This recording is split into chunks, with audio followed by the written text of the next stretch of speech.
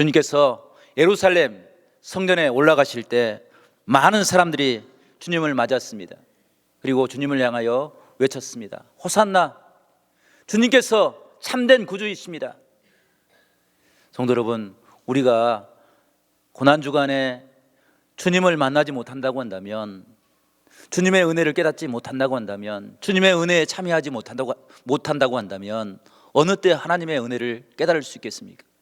나를 위해서 모든 것을 다 내려놓으시고 찔리시고 상하시고 피를 흘리시고 고통받으셨던 그 하나님의 은혜를 우리가 고백하지 못한다고 한다면 어떻게 우리가 하나님의 은혜의 사람이라고 이야기할 수 있겠습니까? 주님께서 이 땅에 오셔서 십자가를 지셨습니다. 주님 이전에도 십자가를 진 사람이 많이 있었습니다. 그리고 주님 이후에도 많은 사람들이 십자가에서 형벌을 받았습니다. 그럼에도 불구하고 주님의 십자가 사건만이 우리에게 유일한 구원의 사건이 될 수 있는 것은 하나님이셨던 주님이 이 땅에 오셨기 때문입니다. 이스라엘 백성들이 가지고 있는 제사 안에 그 구원의 비밀이 담겨져 있습니다. 제사의 제물은 흠이 없어야 됩니다. 허물이 없어야 됩니다. 주님께서는 그 허물이 없는 모습을 우리에게 보여주시기 위해서 동정녀로 죄가 없는 그런 모습으로 이 땅에 오셨습니다.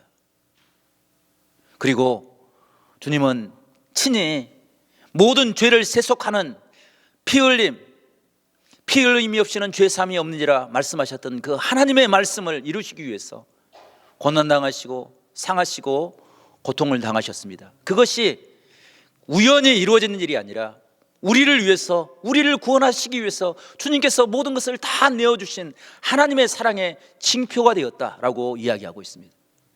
이 놀라우신 은혜가 예루살렘 그 성전에 임한 것입니다. 그 모습을 보고 백성들이 모두가 하나 되어서 입술을 모아 찬양합니다. 자신의 겉옷을 길에 깔고 종려나무 가지를 가지고 외치는 것입니다.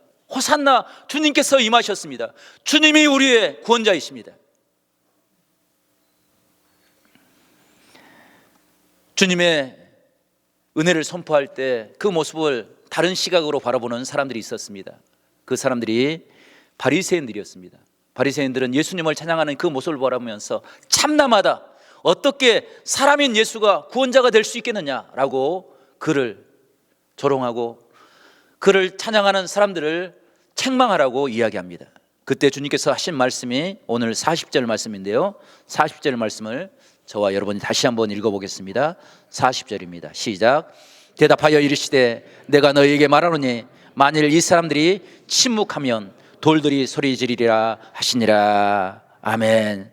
성도 여러분, 하나님의 그 놀라운 구원의 은혜, 그 구원만이 우리를 죄에서 해방시키는 능력이 되기 때문에 그것을 선포하지 않으면, 그것을 찬양하지 않으면, 그것을 외치지 않으면 돌들이라도 입을 열어 외치게 하겠다라는 하나님의 음성인 것입니다.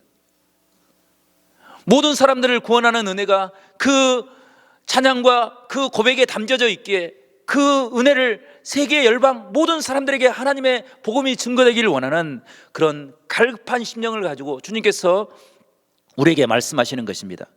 사도행전을 보게 되면 사도들이 대제사장들과 산헤드린 공유의 사람들에게 숱한 위협을 받습니다. 그럼에도 불구하고 그들이 외침을 포기하지 않았던 것은 주 예수를 믿으라, 그리하면 너와 네 집이 구원을 얻으리라 하셨던 하나님의 성령의 말씀이 그 안에 담겨져 있기 때문입니다.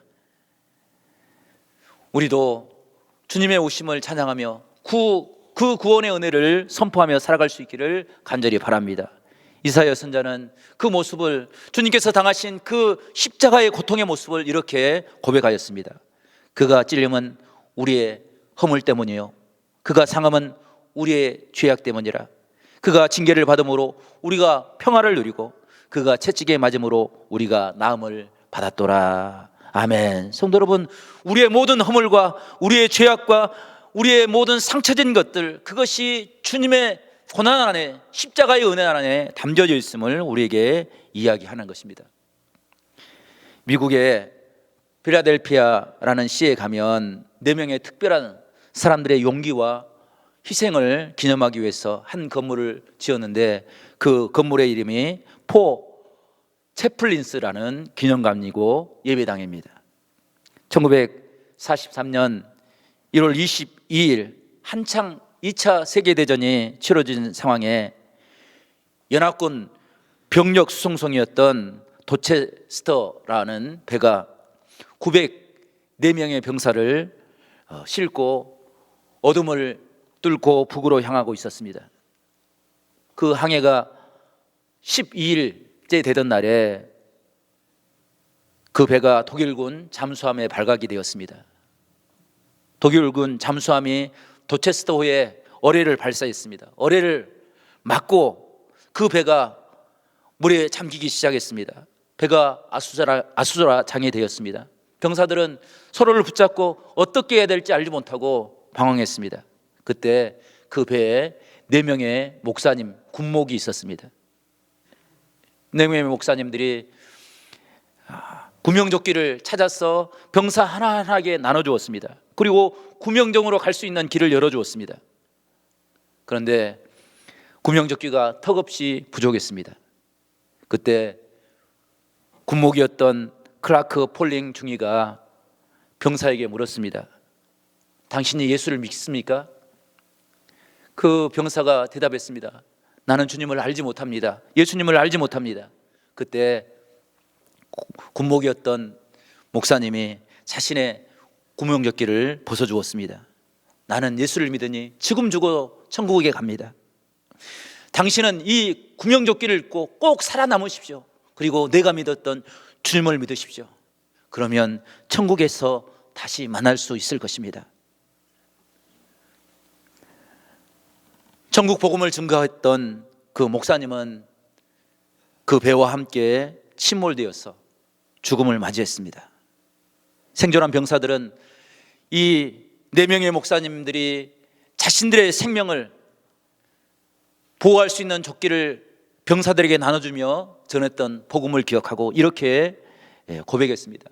그들은 우리의 영혼을 기도해 주었습니다. 마지막 숨지는 그 순간까지 우리의 영혼을 위해서 간절히 기도했습니다.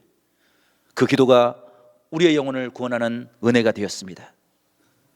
그 사고로 인해서 904명 중에 605명이 전사를 했습니다.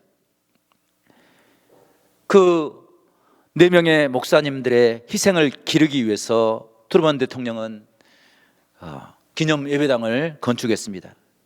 그리고 나라에서는 4명의 불굴의 목사님들을 기념하기 위해서 기념 우표를 발행했습니다. 1992년 영원한 빛이라는 뮤지컬을 만들어서 많은 사람들에게 참된 희생의, 참된 생명의 의미가 무엇인지를 찬양하며 노래했다는 그런 이야기가 있습니다.